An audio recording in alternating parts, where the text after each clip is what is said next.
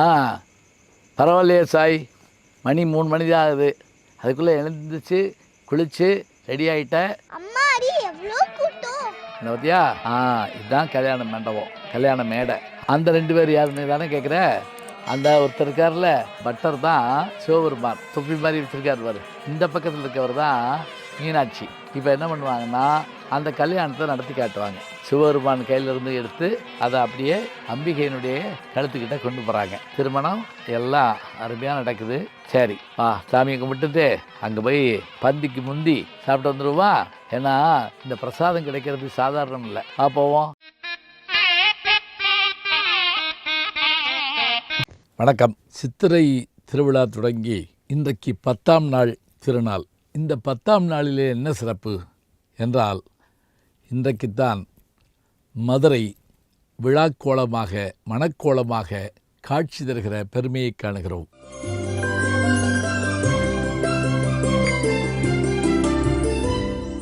சமணர்கள் மதுரையை தங்களுடைய கைவசத்திலே வைத்திருக்க, மன்னன் கூன்பாண்டியன் உட்பட சமண மதத்திலே இருக்க, இதை மாற்றுவதற்காக மங்கையர்க்கரசி வளவர்கோன் பாவை திருஞான சம்பந்தப் பெருமானை சோழ நாட்டிலிருந்து பாண்டி நாட்டுக்கு வரவழைக்கிறார்.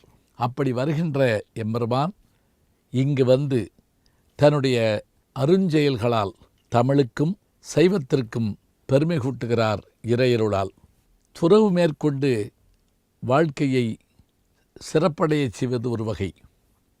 ஆனால் அனைவரும் துறவியாகிவிட்டால் இந்த உலகம் என்ன ஆகும்?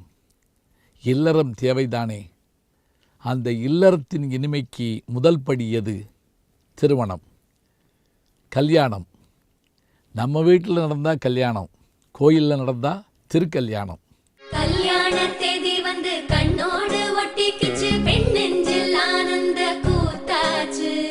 இது ஆண்டுதோறும் நடக்கணுமா அப்படின்னு கேட்குறாங்க. ஆண்டுதோறும் நடந்தால் தானுங்க நமக்கு எதுவுமே நினைவாக இருக்கும். தீபாவளியை தான் போன வருஷம் கொண்டாடினில்ல, இந்த வருஷம் என்ன அப்படி கேட்கக்கூடாது. இந்த ஆண்டும் புதிது, இன்று புதிதாய் பிறந்தோம் அப்படிங்கிறார் பாரதி. ஒவ்வொரு ஆண்டும் ஒரு அந்த நிகழ்விலே இருக்கின்ற பெருமைகளை பார்க்கின்றோம். மலையத்துவசனுடைய மகளாக பிறந்த தடாதகை பிராட்டி எம்பெருமாட்டி, நெருப்பிலே தோன்றிய மீனாட்சி, தன்னுடைய தாயாகிய காஞ்சனமாலையால் வளர்க்கப்பட்டு பாண்டிய இளவரசியாக பெருமைகள் உடையவளாக இந்த அரசி காட்சி தருகிறாள். பட்டாபிஷேகம் ஏற்கிறாள், திக்விஜயம் செய்கிறாள், சிவபெருமானை காணுகிறாள், நாணுகிறாள், மணக்கோலம் பூணுகிறாள். அந்த மணக்கோலம் பூண்ட எம்பெருமாட்டி மணமேடையிலே அமர்ந்திருக்க, எம்பெருமான் சுக்கநாத பெருமான் தன்னுடைய வழக்கமான வடிவத்திலிருந்து தன்னை மாற்றிக்கொண்டு மணமகனாக வந்து சேர, அப்பர் சுவாமிகள் கேட்பது போல, எம்பெருமானே, இன்றைக்காவது இந்த திருமண நாளிலாவது நீர் மணமகனுக்குரிய உடை தரித்தீரா அல்லது எப்போதும் போல புலித்தோள்தானா என்று மணமகனுடைய தோழர்கள் கேட்பதைப் போல கேட்கின்றார் ஒரு பாடலிலே. இங்கே எம்பெருமான் எந்த மாதிரியாக வருகிறார், என்ன மாதிரியான அழகோடு வருகிறார். இங்கு எம்பெருமான் வருகின்ற அழகை பரஞ்சோதி முனிவர் எப்படி காட்டுகிறார் தெரியுமா? சடைமறைத்து கதிர்மகுடம் தரித்து வருகிறார். இதோ பாடலை பாருங்கள்.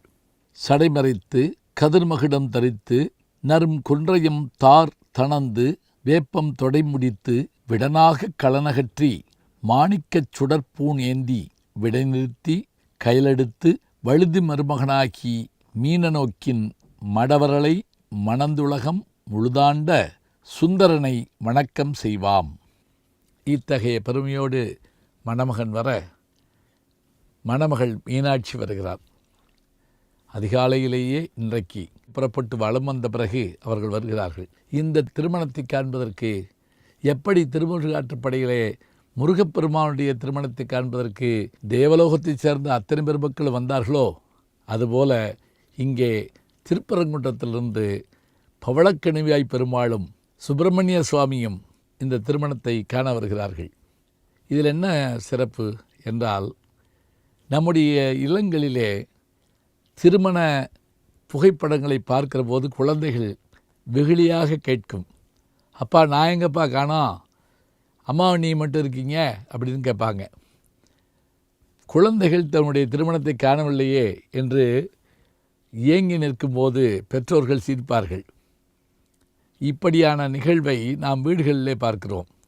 ஆனால் இறை திருமணத்திலே ஒரு சிறப்பு என்ன என்றால், தன்னுடைய தாய் தந்தைக்கு நடக்கின்ற அந்த திருமண நிகழ்வை காண்பதற்கு முருகப்பெருமான் வருவதும், பவளக்கனிவாய் பெருமாள் உடன் வந்து சகோதரனாக இருந்து திருமணத்தை நடத்தி வைப்பதுமான காட்சியை பார்க்கிறோம்.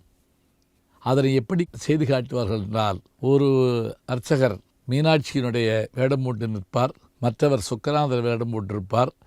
அந்த திருமாங்கல்யத்தை கையில் எடுத்து அவர்களுடைய அந்த திருவடியில் வைத்து அதனை நிகழ்த்தி காட்டுவார்கள்.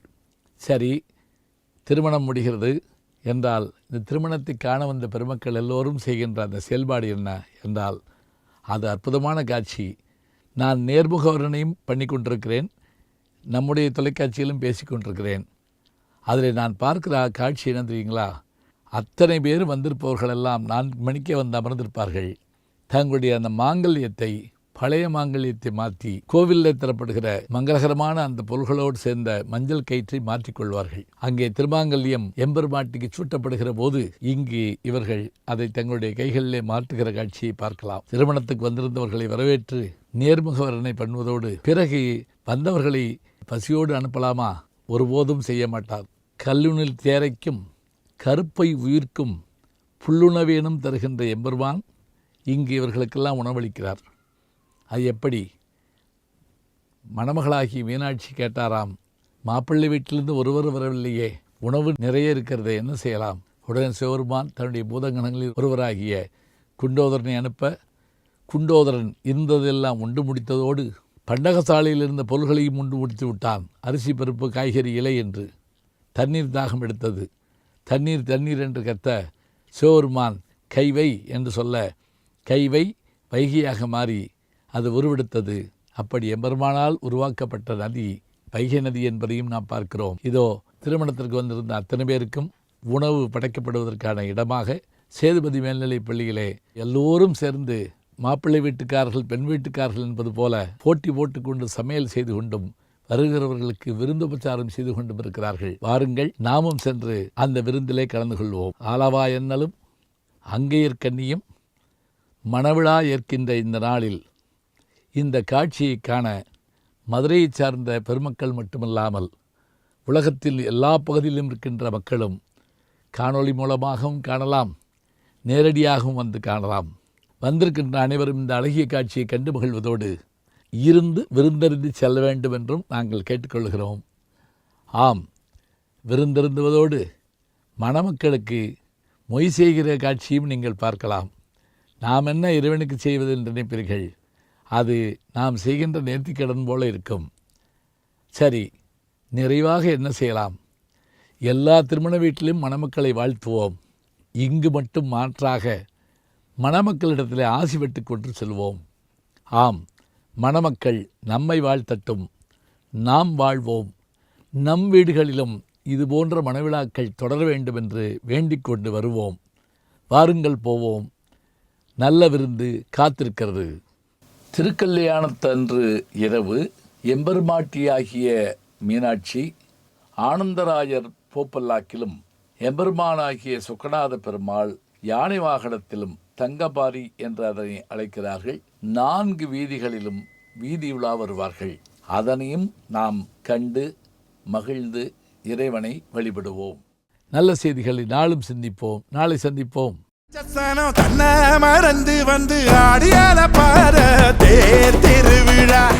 நம்முடைய யூடியூப் சேனலை சேர்ந்து Instagram, Facebook, Twitter, blog, WhatsApp channel என்று அத்தனையிலும் நான் முன்தொடர்ந்து செல்கிறேன். நீங்கள் பின்தொடர்ந்து வாருங்கள்.